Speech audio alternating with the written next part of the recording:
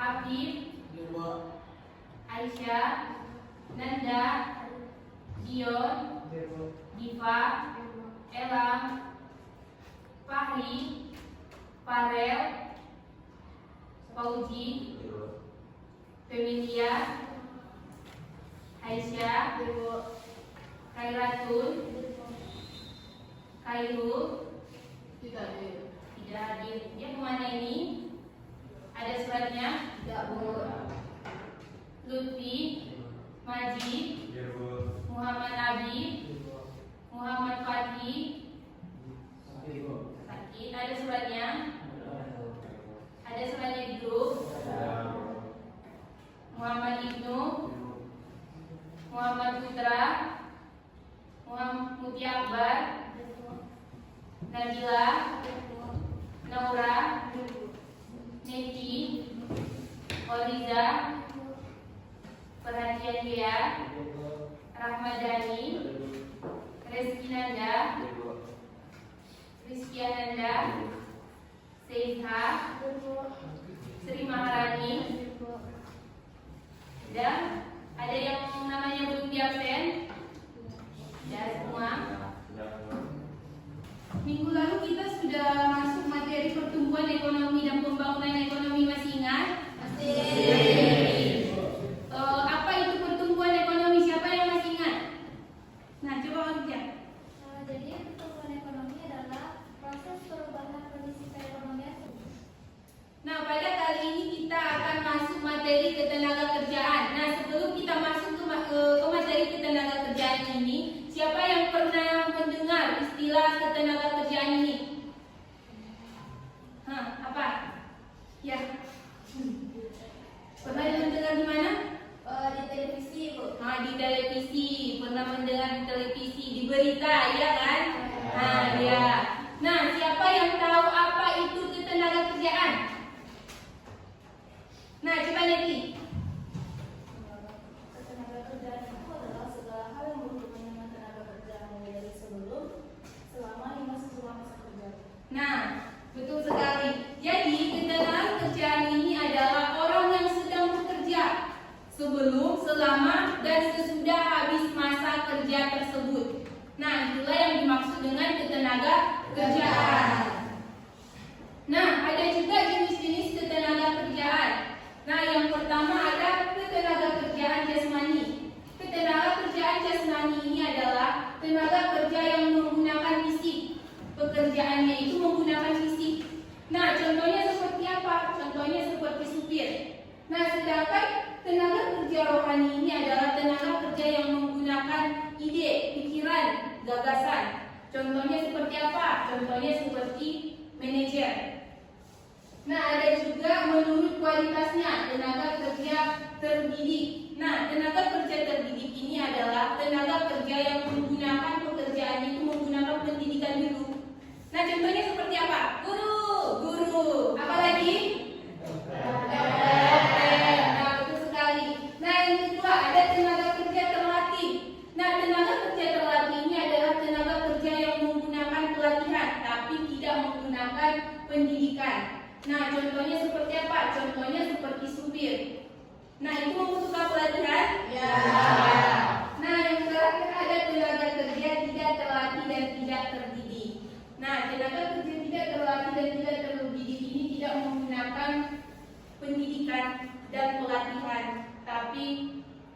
menggunakan kepedean saja. Nah, contohnya seperti apa? Contohnya seperti tukang sapu, tukang kebun. Nah, ya, sangat betul sekali. Nah, selanjutnya masuk kita materi angkatan kerja.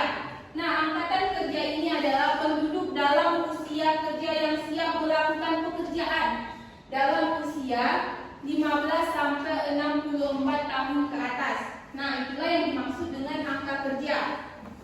Nah, ada juga pemberi kerja dan pekerja. Nah, pasti Anda tahu kan pemberi kerja dan pekerja ini? Nah, siapa yang tahu? Coba Pauji. Pemberi kerja adalah orang atau badan yang mempekerjakan tenaga kerja, sedangkan pekerja adalah orang yang bekerja dan mencari upah atau imbalan. Nah, betul sekali ya. Jadi pemberi kerja ini adalah orang yang memberi kerja kepada pekerja dan memberikan gaji seperti uang upahnya. Nah, sedangkan pekerja adalah orang yang menerima pekerjaan dan menerima gaji. Dah paham kan apa itu pemberi kerja dan pekerja? Nah, lanjut kita kesempatan kerja. Nah, kesempatan kerja merupakan suatu keadaan yang menggambarkan tersedianya lapangan kerja yang siap diisi oleh para pencari kerja. Nah, itulah yang dimaksud dengan kesempatan kerja yang siap diisi oleh pencari pekerjaan. Nah, lanjut kita ada juga nah, di sini ada Ibu tampilkan bagan tentang jumlah penduduk total. Nah, ada bagian-bagiannya. Jadi jumlah penduduk total ini terbagi menjadi dua, yaitu penduduk dalam usia kerja dan yang kedua ada penduduk di luar usia kerja. Nah, ada juga anaknya, pembagiannya juga. Nah, penduduk dalam usia kerja ini terbagi dua juga, yaitu bukan angka kerja dan angka kerja. Nah, tadi sudah dijelaskan kan apa itu angka kerja kan? Ya. Nah, jadi penduduk di luar usia kerja juga terbagi menjadi dua juga, yaitu di bawah usia kerja dan di atas usia kerja. Nah, ada juga anaknya terbagi menjadi dua lagi, bukan angka kerja, yaitu terbagi menjadi dua, yaitu masih sekolah dan ibu rumah tangga. Itulah pembagian dari bukan angkatan kerja. Sedangkan angkatan kerja terbagi dua juga, menjadi ada pekerja dan mencari kerja dan atau pengangguran. Nah, paham bagannya? Pembagian bagannya? Nah, sebelum Ibu masuk di sini Ibu ingin menampilkan sebuah video, tayangan video. Sebelum Ibu menayangkan video, kemarin sudah dibagikan tugas kelompoknya. Ya. Berapa kelompok kemarin Ibu bagi? 3. Nah, coba diperhatikan video berikut, nanti Ibu tanya apa kesimpulan dari video ini. Oke, Bu. Informasi terkait dunia ekonomi dan bisnis di mana jumlah pengangguran baru bertambah 2,67 juta orang akibat pandemi COVID-19. Total pengangguran di Indonesia mencapai menjadi 9,77 juta orang, diiringi naiknya angkatan kerja baru sebanyak 2,36 juta orang.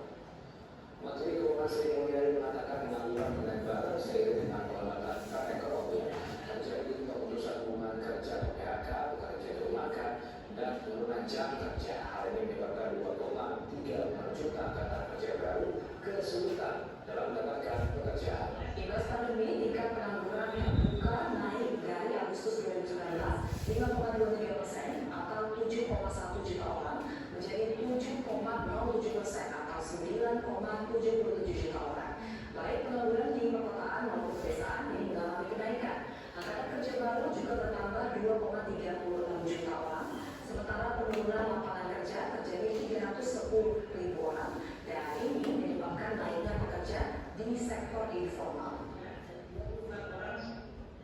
Tingkat pengangguran ini kalau kita lihat tambahan pengangguran akibat adanya COVID adalah 2,6, tambahan angkatan kerja baru yang kemudian mencari kerja adalah 2,36 juta dan penurunan lapangan kerja yang diciptakan adalah sebesar 0,31 juta.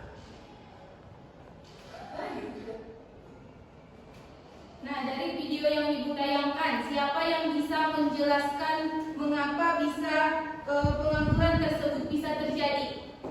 Siapa yang bisa menjawabnya? Boleh, Nisha?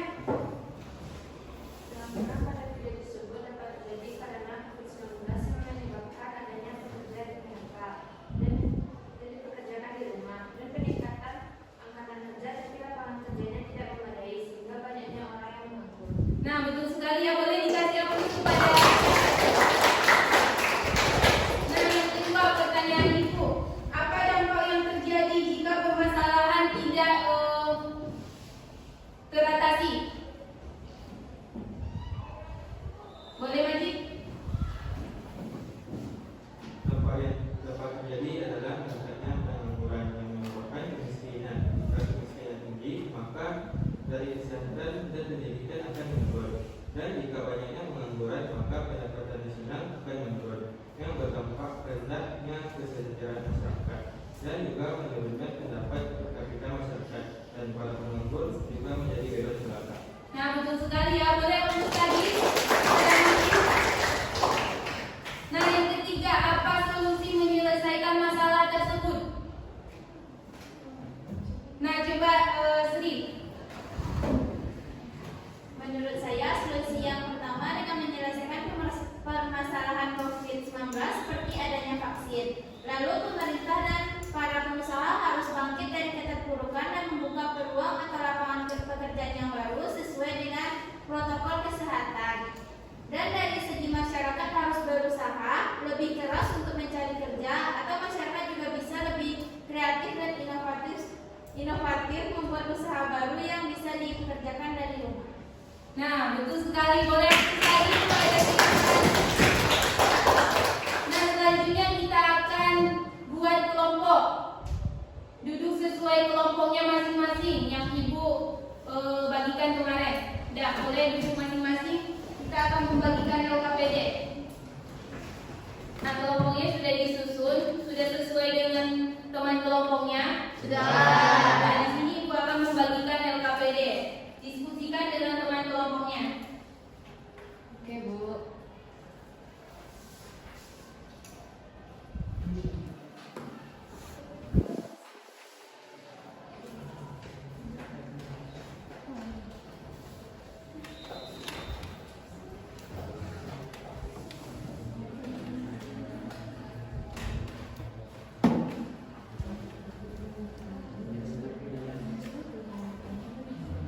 Nah, jangan lupa buat nama kelompoknya ya. Saya siapkanlah. Ya, Bu. Yang mana yang nggak paham? Ini nanti masalahnya kita cari itu penganggurannya berapa nanti penganggurannya. Oke. Kasih Bu. Ya, udah paham? Udah. Ada yang nggak paham? Ini paham? Paham. Nah, yang ini udah paham? Lagi dicari. Udah siap? Sudah. Kelompok 1 udah siap? Sudah. Kelompok 2? Sudah. Kelompok 3? Sudah. Nah, kita mulai diskusi kita lagi. Presentasi. Dimulai dari kelompok 1. Kami di kelompok itu akan menjelaskan solusi kami. Jelaskan cara untuk meningkatkan kualitas tenaga kerja di Indonesia. 1. Rekrutmen dalam pelatihan tenaga kerja. 2. Pengadaan sarana dan prasarana kantor. 3. Penyimpanan sarana dan prasarana kantor. 4. Pemeliharaan sarana dan prasarana kantor. Dan 5. Inventarisasi sarana dan prasarana kantor.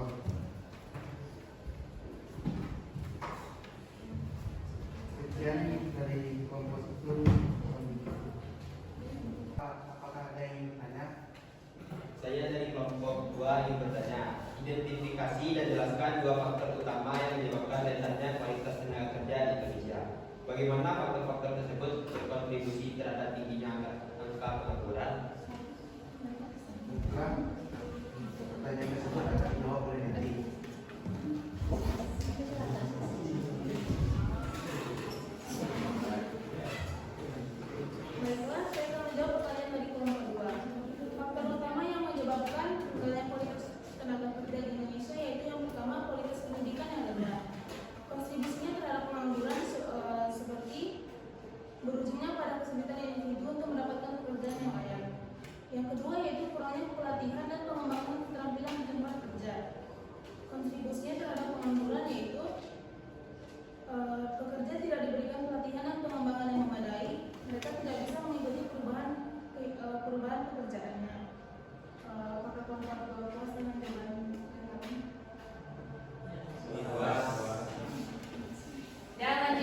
kelompok 2.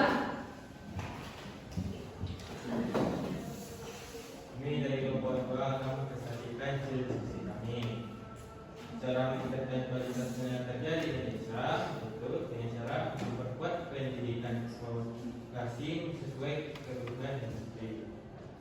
2. Memberikan pelatihan digital dan teknologi untuk menghadapi era digital. 3. Mendukung keterampilan wirausaha dan akses pendanaan. 4. Kolaborasi antara pendidikan, pemerintah dan sektor industri. 5. Meningkatkan kesehatan dan lingkungan kerja yang kondusif. 6. Melatih keterampilan komunikasi dan bahasa asing. 7. Dukungan pelatihan dan program pengembangan profesional. Dan dari kami. Apakah ada yang ingin bertanya?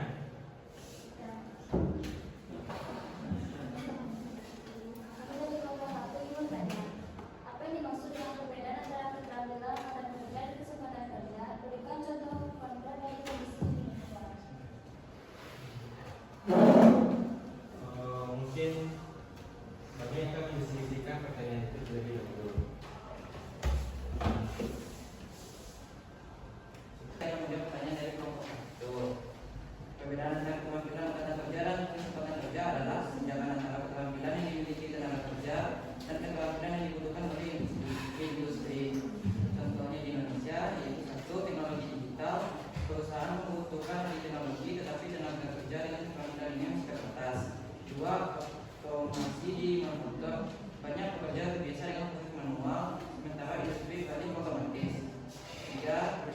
Pariwisata. Sektor pariwisata memerlukan keterampilan bahasa asing dan layanan namun angkatan kerja lokal belum sepenuhnya siap. Apakah kelompok 1 persen jawaban yang bisa? Nah, selanjutnya untuk kelompok 3 terakhir. Saya Aisyah Rami dari kelompok 3 ingin menjelaskan cara untuk meningkatkan kualitas kerja di Indonesia. Yang pertama, perlu adanya peningkatan akses dan kualitas pendidikan, termasuk pendidikan vokasi agar lebih sesuai dengan kebutuhan industri. Yang kedua, pentingnya untuk pelatihan yang relevan dan terfokus pada keterampilan yang dicari oleh perusahaan.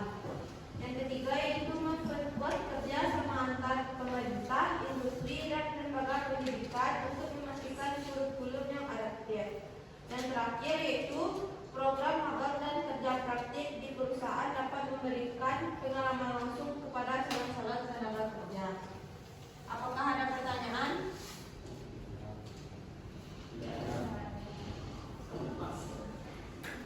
Sekian, terima kasih.